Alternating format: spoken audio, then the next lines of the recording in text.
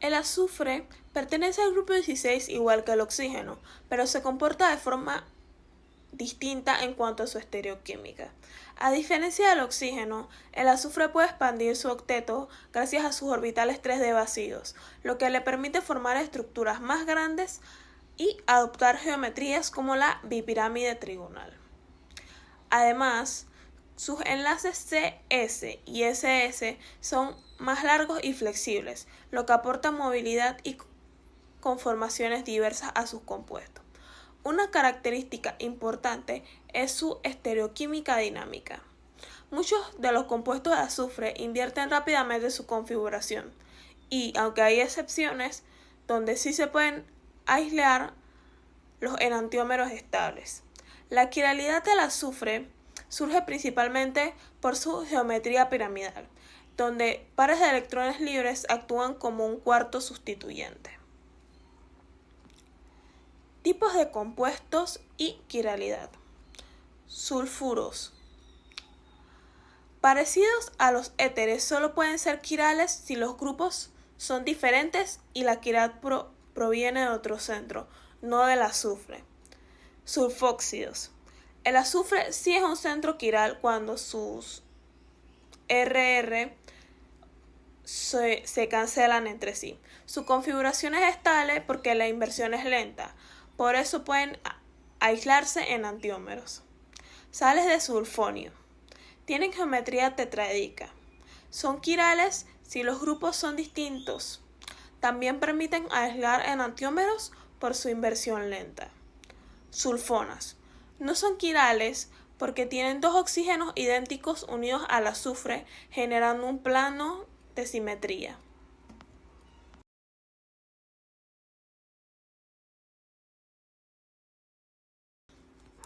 La reactividad del oxígeno es un balance entre termodinámica y cinética. Termodinámicamente, el oxígeno tiene una gran tendencia a reaccionar porque es muy electronegativo y porque los enlaces que forman los productos, como los óxidos o el agua, son extremadamente estables y liberan mucha energía. Eso significa que las reacciones de oxidación son muy favorables. Sin embargo, cinéticamente el oxígeno reacciona lento a temperatura ambiente. Esto se debe a que la molécula de O2 es un dirradical en estado triplete, lo que hace que la mayoría de las reacciones estén prohibidas por un spin. Además, hace que su doble enlace,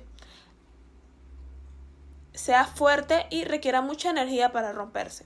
Por eso el oxígeno parece inerte, aunque en realidad tiene un potencial oxidante que solo se manifiesta cuando se supera la barrera de activación, como en combustiones o con catalizadores. En cuanto a los óxidos de azufre, los dos más importantes son el dióxido de azufre y el trióxido de azufre. El dióxido de azufre es una molécula angular con el azufre en estado +4. Es soluble en agua, actúa como reductor y es un intermediario clave para obtener ácido sulfúrico.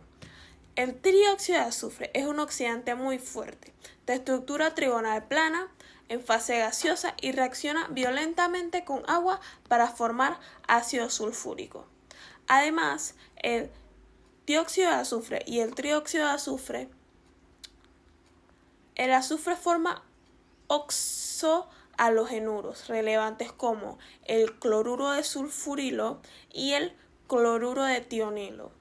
El primero se usa como clorante, mientras que el segundo es muy útil en síntesis orgánica, porque convierte alcoholes en cloruros y sus subproductos gaseosos facilitan la purificación.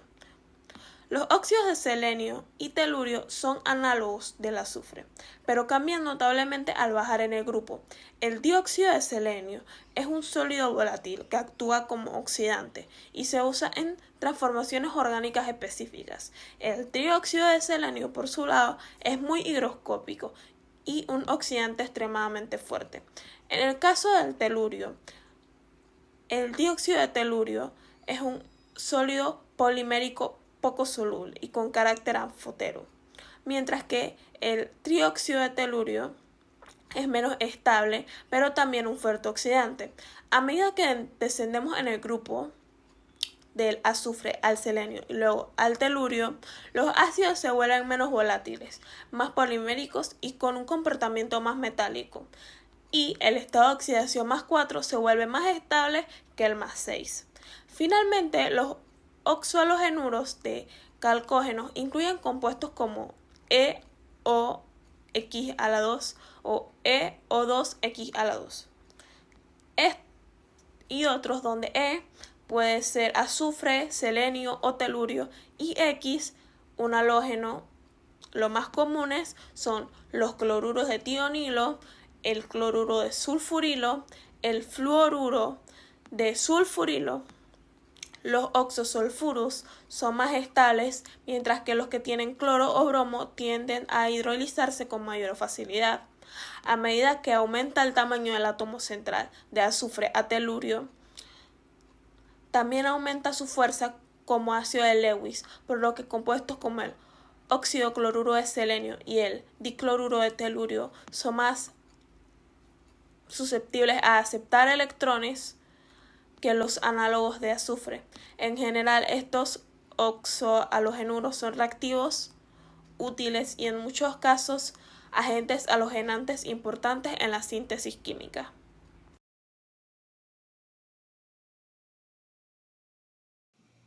Los oxoácidos de azufre. El azufre forma diversos oxoácidos caracterizados por contener oxígeno, hidrógeno y azufre. Estos compuestos presentan una rica química con diversas propiedades redox y aplicaciones importantes, tanto en la industria como en la química analítica y orgánica. Propiedades redox de los oxoniones. Los oxoniones de azufre tienen diversos estados de oxidación y comportamientos redox. Por ejemplo, el sulfito actúa como agente reductor. El sulfato es un agente oxidante estable y el peroxodisulfato es un fuerte oxidante. Estos oxoniones reflejan la variabilidad en la química redox del azufre, que puede alternar entre carga más 4 y más 6 en soluciones acuosas.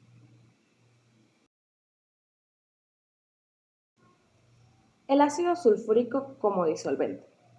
El ácido sulfúrico es un líquido viscoso y denso, empleado como disolvente debido a su capacidad para disolver múltiples sustancias, incluyendo aceites, grasas y sales metálicas insolubles en agua, como el sulfato de sodio.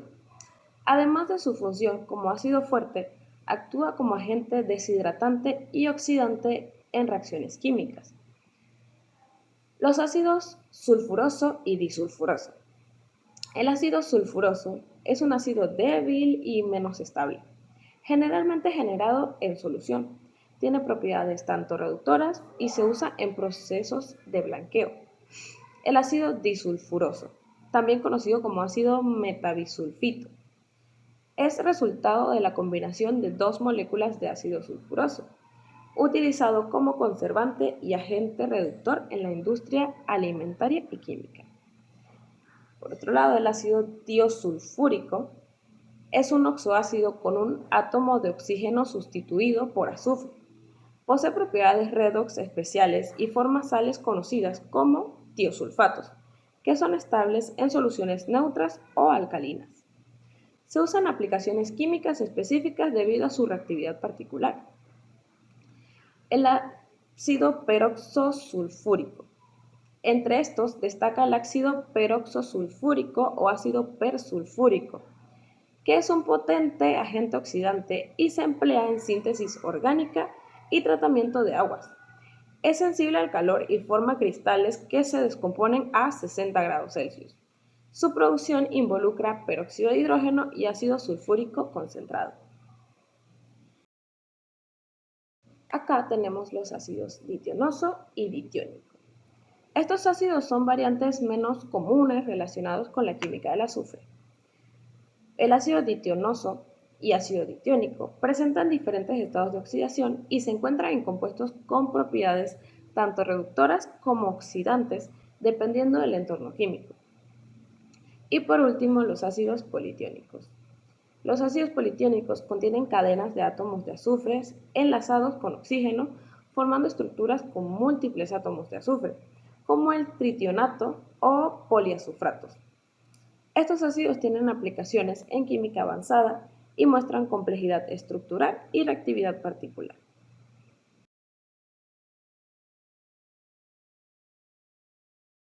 Los polianiones del grupo 16 representan varios patrones estructurales característicos. Los sistemas más simples, que son los trianiones lineales, como el anión triazufuro y el triselenuro, donde los tres átomos forman una cadena casi recta o pseudolineal.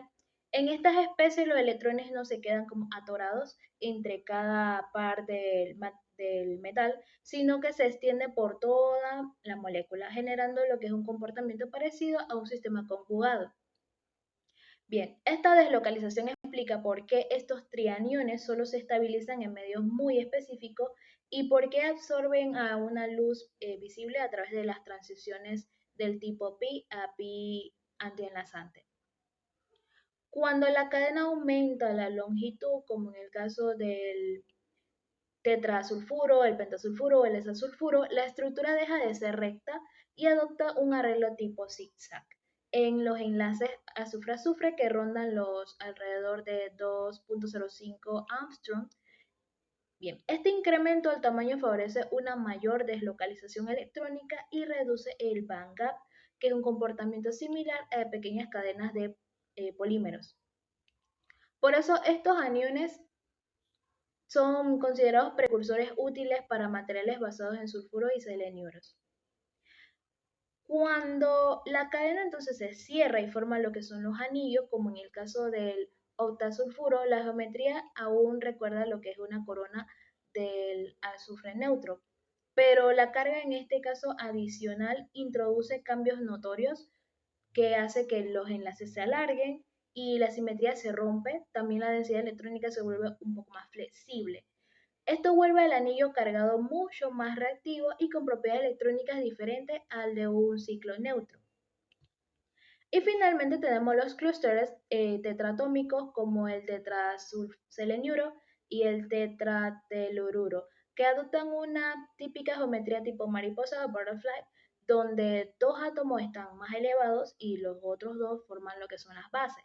Esa forma no es como una simple decoración, sino que tiene una consecuencia directa de que como se ocupan los orbitales moleculares que empujan al sistema hacia una disposición multicéntrica para poder distribuir entonces toda la carga negativa sin romper la estructura. Los polianiones del grupo 16 resulta evidente de que estas especies no pueden describirse adecuadamente a partir de modelos clásicos de enlace de dos centros, dos electrones, ya que su estabilidad proviene de patrones de deslocalización más amplios característicos de interacciones multicéntricas, como son la configuración que vemos en los enlaces 3 centros 4 electrones y 3 centros 6 electrones. Este comportamiento se aprecia de forma clara en aniones, donde la geometría final no es producto de enlaces localizados, sino de una necesidad electrónica de maximizar ese solapamiento entre los orbitales p a lo largo de todo el clúster. En algunos aniones de selenio con valores de n mayor a 6 o incluso igual a 6, se ha propuesto la presencia de lo que es la aromaticidad inorgánica basada en corrientes diamagnéticas inducidas, lo que indica que la circulación electrónica contribuye activamente a una estabilización del anillo. Para comprender cuantitativamente estas especies se vuelven más precisas cuando se aplican herramientas como el análisis del COP e ICOP, las cuales permiten desglosar la naturaleza real de las interacciones electrónicas dentro del clúster. El método del COP, que corresponde al Crystal Orbital Overlap Population, evalúa en qué medida la interacción entre los dos átomos es enlazante o antienlazante. En términos prácticos, valores positivos van a indicar que la interacción estabiliza el sistema, mientras que los valores negativos revelan un carácter antienlazante que contribuye a la desestabilización. También está el análisis ICOP, que es el Integrated Crystal Orbital Hamilton Population, que cuantifica la energía total asociada al enlace, de modo que esos valores negativos representan interacciones mucho más fuertes. A diferencia de uno del otro, el ICOP no se centra solamente en el solapamiento, sino que también en la energía efectiva de lo que es la interacción. Esto lo convierte en un parámetro más robusto, más útil para poder identificar cuáles enlaces son los que interactúan como los verdaderos pilares estructurales dentro del polianión. Esa integración conjunta de ambos métodos permite trazar un mapa electrónico detallado de los clústeres de azufre, de selenio, de telurio, que son los más estudiados en este caso y son los que el enlace contribuye a esa estabilidad global del sistema. Y por eso ciertas geometrías son preferidas desde la perspectiva de una cohesión electrónica. Cuando hablamos de policationes de calcógeno, entramos en un territorio donde el grupo 16 opera bajo estrés electrónico extremo. Estas especies solamente existen en medios superácidos o fuertemente oxidantes, donde el selenio, el azufre y el telurio pueden organizarse en estructuras cargadas positivamente, que en condiciones normales eso sería inviable. Por ejemplo, tenemos los cationes lineales cortos, que tenemos de ejemplo el disulfuro, que demuestra una tensión de forma clara. Los enlaces azufre-azufre son muchísimo más cortos, a una distancia de 1.9 Armstrong, porque los dos átomos comparten una densidad electrónica mínima. Esto es un dicatión sigma sostenido únicamente en un entorno superácido. Otro ejemplo tenemos los cationes cíclicos, el emblemático, el octasulfuro, que puede verse como un anillo forzado a funcionar con 2 electrones menos. Como resultado, se va a tener distorsiones en los enlaces y los ángulos, pero se va a estabilizar gracias a una distribución multicéntrica de la carga positiva. También tenemos los cationes tetraatómicos. El clúster del anión tetrasulfuro tiene una geometría tipo cuadrado pero retorcido, debido a esa existencia de un esquema de 4 centros y 6 electrones que evita que se dé como un colapso electrónico y origina su característico color rojo. Esto debido a que se da una transición electrónica del orbital pi al sigma antienlazante, que es muy permitida. Y para estabilizar estos calcógenos, cuando uno va avanzando en la serie de azufre, es menor al selenio y este menor al telurio, la situación va mejorando porque la ionización es baja, los orbitales p se vuelven mucho más difusos y la nube electrónica es más deformable. Por eso vemos que los policationes robustos como el del telurio, en comparación con el del oxígeno, que son demasiado electronegativos y rígidos. Por eso estos nos notan este tipo de simetrías. Consideraciones electrónicas y orbitales moleculares en policationes de calcógenos. Al convertir un agregado neutro en un catión, se desocupan orbitales enlazantes que normalmente sostendrían esos enlaces. Entonces esa pérdida recorta la capacidad del sistema para entonces mantener enlaces convencionales. Esto obliga a que se dé una distorsión de la simetría, genere configuraciones tensionadas y que no responden a un fortalecimiento del enlace, sino que a un reacomodo forzado para no colapsar. También para compensar esa falta de electrones, el sistema opta por enlaces multicéntricos. Como no se puede utilizar el modelo clásico de 2 centros, 2 electrones, entonces recurre que el orbital sea como colectivo, que se distribuye entre varios átomos. En el caso emblemático que vimos anteriormente del tetrasulfuro. Como podemos ver, esto se combina para dar una macro orbital molecular que se puede ver en la ecuación de la función de onda total, donde cada P va a corresponder a un orbital P atómico y cada C indica cuánto contribuye ese átomo a la construcción del orbital total. Este esquema de un fondo común electrónico, ningún enlace individual es sólido, pero el conjunto entonces mantiene la estructura gracias a la deslocalización. También a este panorama se suma lo que es la polarización extrema de la densidad electrónica.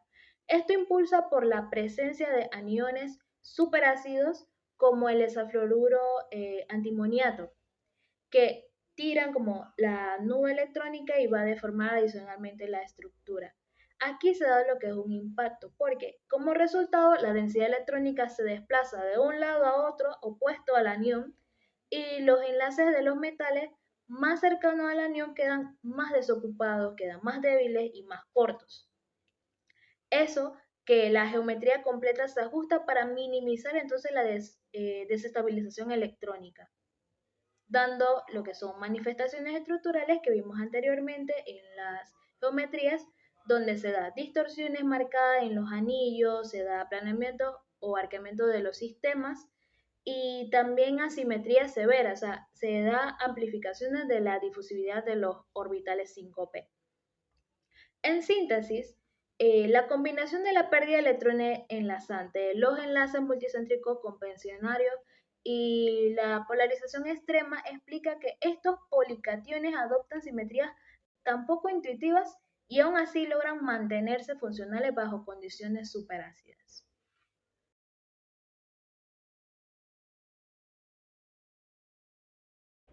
Los óxidos metálicos. Los óxidos metálicos son compuestos binarios formados por un metal y el oxígeno con carga 2 menos. Su comportamiento químico y su estructura dependen fuertemente del estado de oxidación, del tamaño iónico y de la naturaleza metálica del elemento. Propiedades químicas de los óxidos metálicos.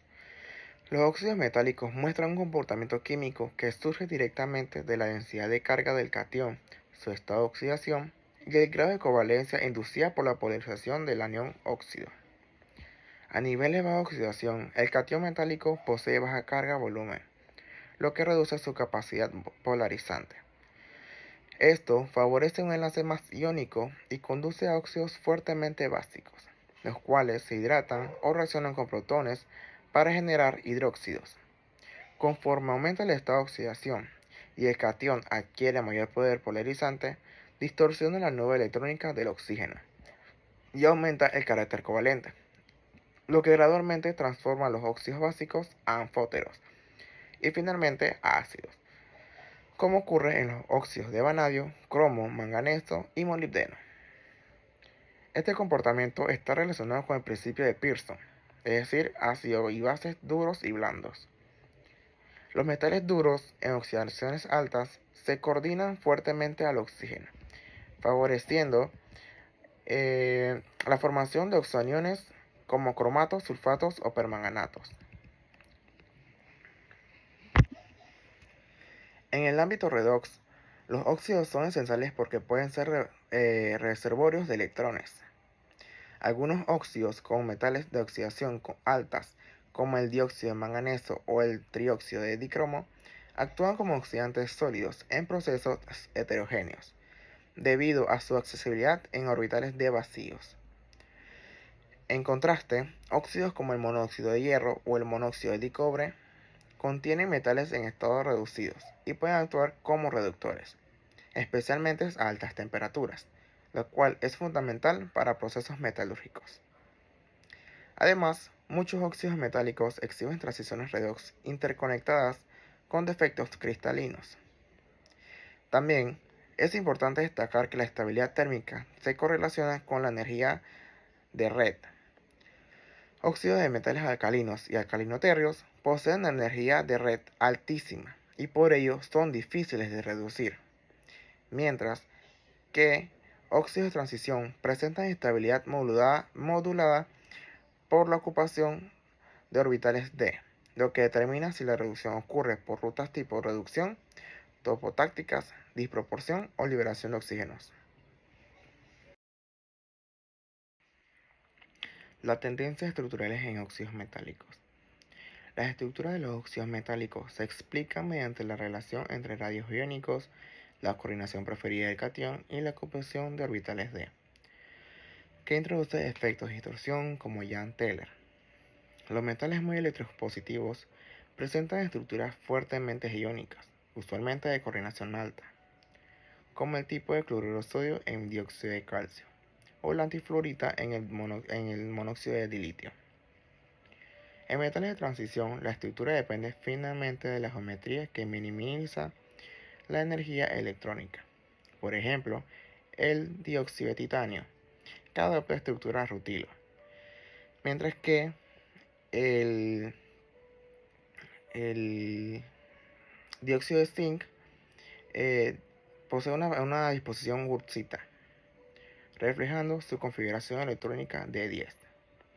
En óxidos de estados altos como el trióxido de molibdeno y el pentaóxido de divanadio, se generan estructuras laminares o poliméricas de unidades MO6 distorsionadas, donde la doble ligadura MO produce anisotropía estructural y propiedades electrónicas direccionales.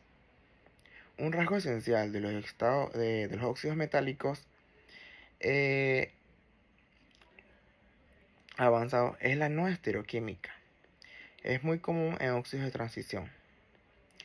Estos efectos cristalinos permiten una conducción mixta iónica electrónica, la cual es fundamental para catálisis, las pilas de combustible y los sensores de gases. Por su parte, los óxidos de fórmula general M3 o 4 adoptan la estructura espinela, donde la distribución normal o inversa entre sitios tetraédricos y octaédricos depende de la energía de estabilización del campo cristalino.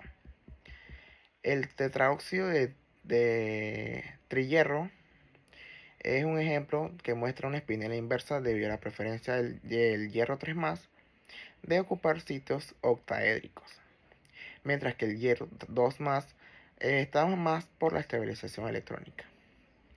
Finalmente, la tendencia periódica muestra que al descender en un grupo, aumenta la ionicidad y disminuye la distorsión estructural, mientras que a través de un periodo aumenta la covalencia y la variedad estructural. Esta diversidad estructural está directamente ligada a la disponibilidad y ocupación de los orbitales d, que modifican tanto la topología como las propiedades magnéticas, ópticas y catalíticas.